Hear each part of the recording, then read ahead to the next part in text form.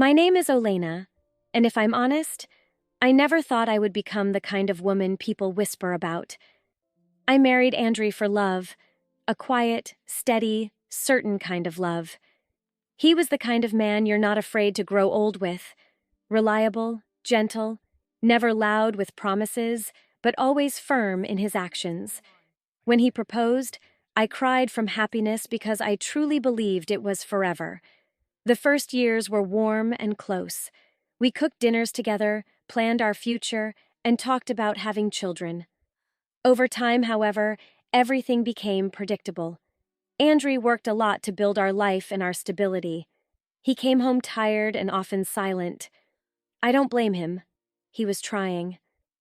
Still, somewhere along the way, I stopped feeling like a woman and started feeling like part of the routine.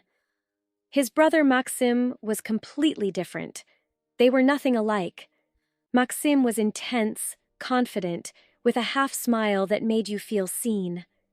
At first, I ignored it because he was my husband's brother and completely off limits.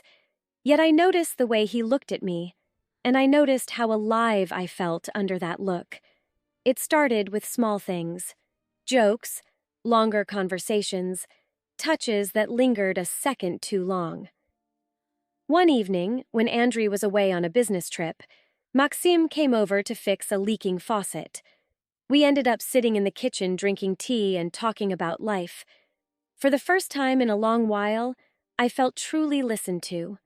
I told him how lonely I sometimes felt and how much I missed being wanted. He didn't judge me. He just stayed. What happened that night wasn't planned. It was weakness and hunger mixed with emotion. The next morning, I looked at my reflection and didn't recognize the woman staring back at me. I felt ashamed and promised myself it would never happen again. But it did.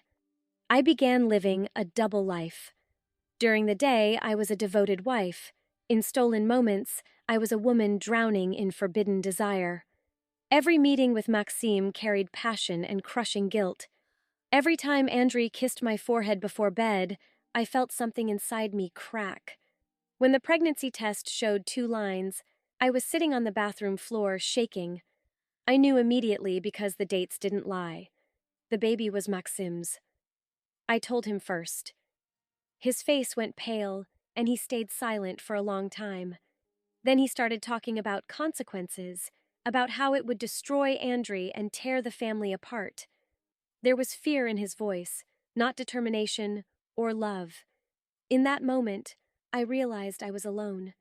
A few days later, I told Andrew I was pregnant. He lifted me off the ground, laughing and crying at the same time. I had never seen him so happy. He kept saying we were going to be parents, and I stood there smiling while feeling the weight of my lie grow heavier. I said nothing. The entire pregnancy felt like standing on thin ice. At every ultrasound and appointment, I was terrified that someone would see the truth written somewhere.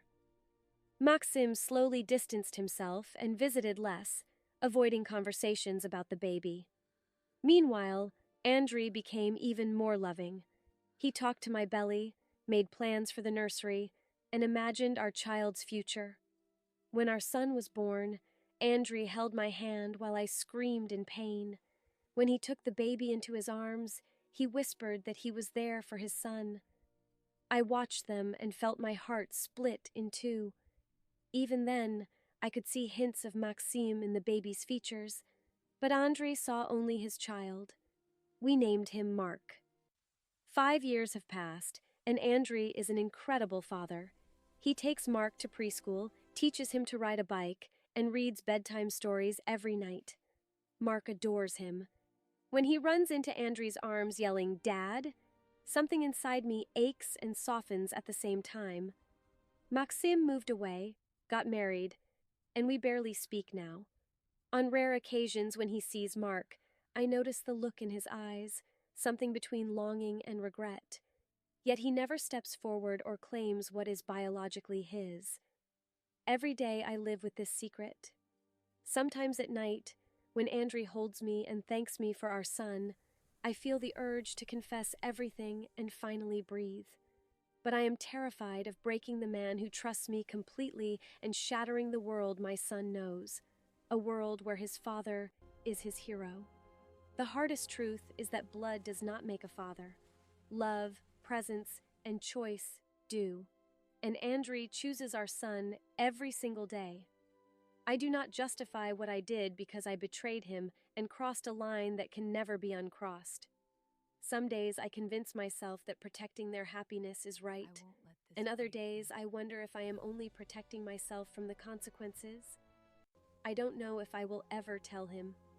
I only know that my son has the best father he could ever have, and that my husband deserves a better wife than me, and this is something I will carry for the rest of my life.